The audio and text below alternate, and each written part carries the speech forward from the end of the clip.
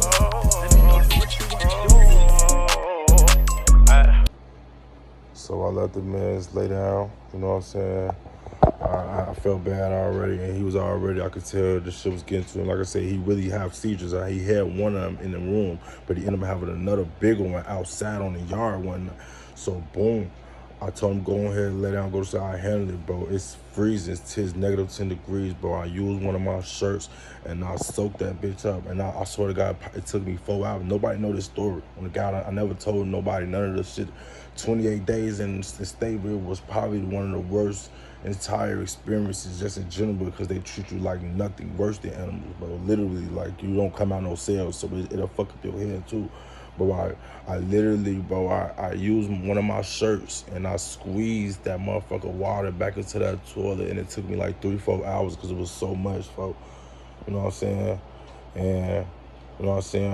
But I ain't gonna lie, in Stateville, that's where I read the whole entire Bible from. Like, that was the place, that's how bad it was. Like, and then everybody, I always been a godly person. This is before, it wasn't before everything, but this was, for the most part, before I was on the path that I am now fully.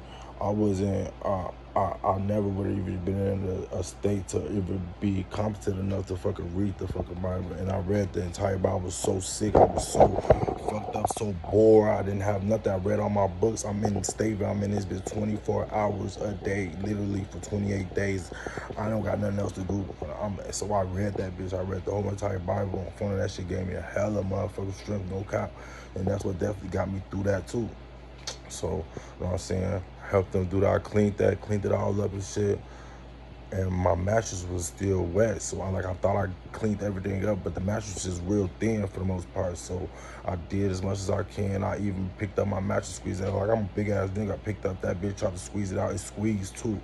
Bro, put it back down and tried to go to sleep, bro. Woke up in the middle of motherfucking night, my whole motherfucking back wet. Like, my weight with the mattress, it motherfucking dented down, and the inside was still wet. And I woke up and I was sick, and I was super sick.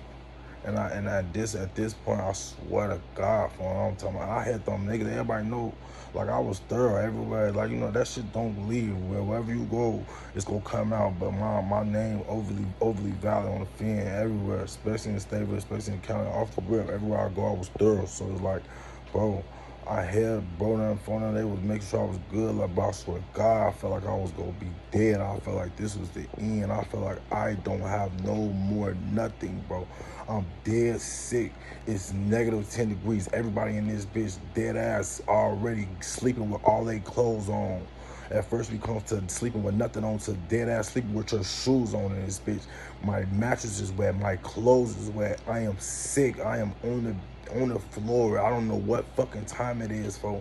On Stone, fo. I'm like, fo, like, I just always been real strong, man, and strong. I've been through so much shit regardless, so I got through that shit. You know what I'm saying? I ain't get no medicine or that shit. I just went to sleep, made myself go to sleep. I woke back up, soaked up some more of the water, just tried to keep soaking up more, sick and all. I got some more of that water, squeegee that shit back out in there as much as I can so I could get a good ass sleep.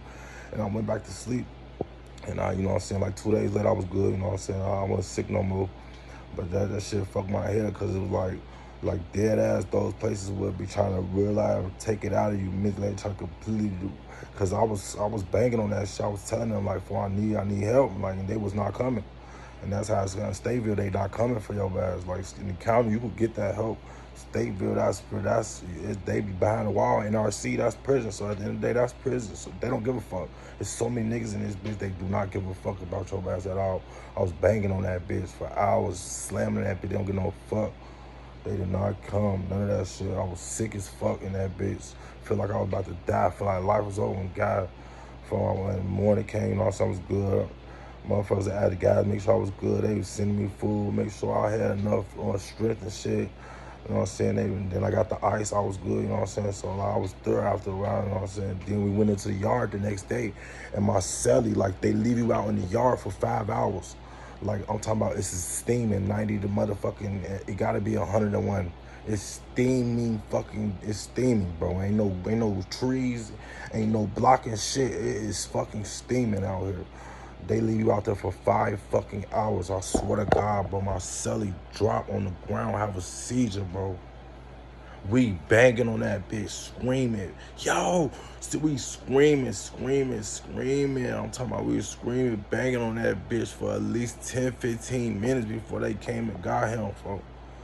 I'm screaming to the top of my lungs. I'm so mad. I remember his name was Alex, bro. That shit had me so sick to my stomach. I'm like, bro, this nigga just fell out and we out here acting like we paramedics and trying to figure this shit out while nobody coming to our motherfucking rescue. Like, literally, it took banging that bitch for at least 10, 15 minutes for them to finally come. And they didn't even come. Somebody else, an inmate or something must have been going somewhere, coming from the shower, whatever. They seen it and they went to go get somebody, and that's how we ended up getting some motherfucking help.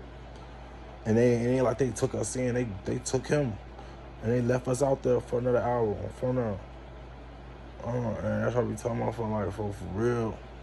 Motherfucker better be ready for this shit. Like, nigga, I just be seeing so much, especially me being at a school and seeing the kids, and they just love the Chicago culture and everything come out of that shit. And I done lost my twin, I done lost all my brothers, I done lost my blood, but I done lost all of them to the trenches. I done been knee deep, I'm still knee deep, but I came out like I'm on the opposite end of it. But at the end of the day, like, you know what I'm saying? My head always still gonna be in the trenches, but I just understand how to move this shit, be wiser, and just do this shit in a way different trajectory. And it just don't make sense to be still trying to live a life that's gonna make you want to be having to do that shit. Only guys I thought I was gonna die. I'd have been through way more situations in the trail. I'd have been through way more fucked up, more terrible situations from all the car crashes. And I ain't feel like I was gonna die none of them times, from getting hit by the truck, none of them times. Just until I was in Stateville, where I felt like I was gonna die.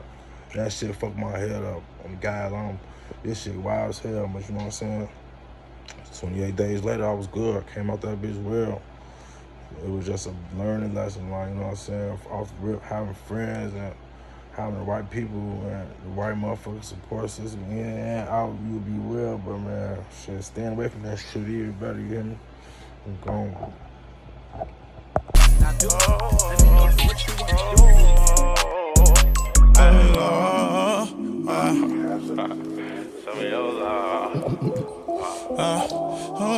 For Marvin B. Mayberry Sr., the former president of the Chicago Crossroads.